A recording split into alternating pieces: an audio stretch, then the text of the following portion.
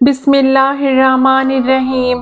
مسند احمد کی ایک روایت میں ہے کہ امیر المومنین حضرت عمر فاروق رضی اللہ عنہ مسجد سے نکلے تو اناج پھیلا ہوا دیکھا۔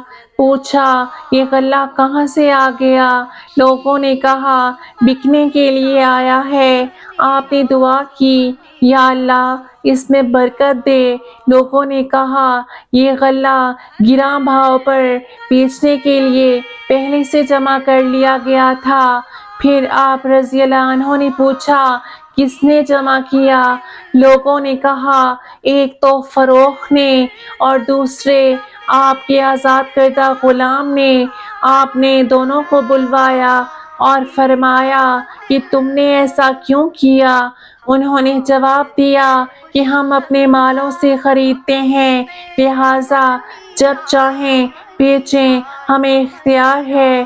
آپ نے فرمایا، سنو، میں نے رسول اللہ صلی اللہ علیہ وآلہ وسلم سے سنا ہے کہ جو شخص مسلمانوں میں مہنگا بیچنے کے خیال سے غلہ روک کر رکھے، اسے اللہ تعالیٰ مفلس کر دے گا۔ یا جذامی، جذام اس مرض کو کہتے ہیں جو انسان کو ایک دوسرے کے چھونے سے بیماری پھیلتی ہے۔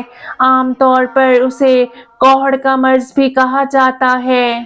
یہ سن کر حضرت فاروق فرمانے لگے کہ میری توبہ ہے، اللہ تعالیٰ سے آپ سے عہد کرتا ہوں کہ پھر یہ کام نہیں کروں گا۔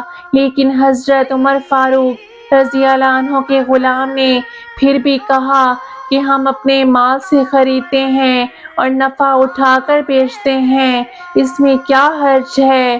راوی حدیث حضرت ابو یحییٰ رحمۃ اللہ علیہ فرماتے ہیں کہ میں نے پھر دیکھا کہ اسے جذام ہو گیا اور جذامی بنا پھرتا رہا۔ ابن ماجہ میں بھی یہ تحریر موجود ہے کہ جو شخص مسلمانوں کا غلہ گراں بھاؤ پر بیچنے کے لیے روک رکھے، اللہ تعالیٰ اسے مفلس کر دے گا۔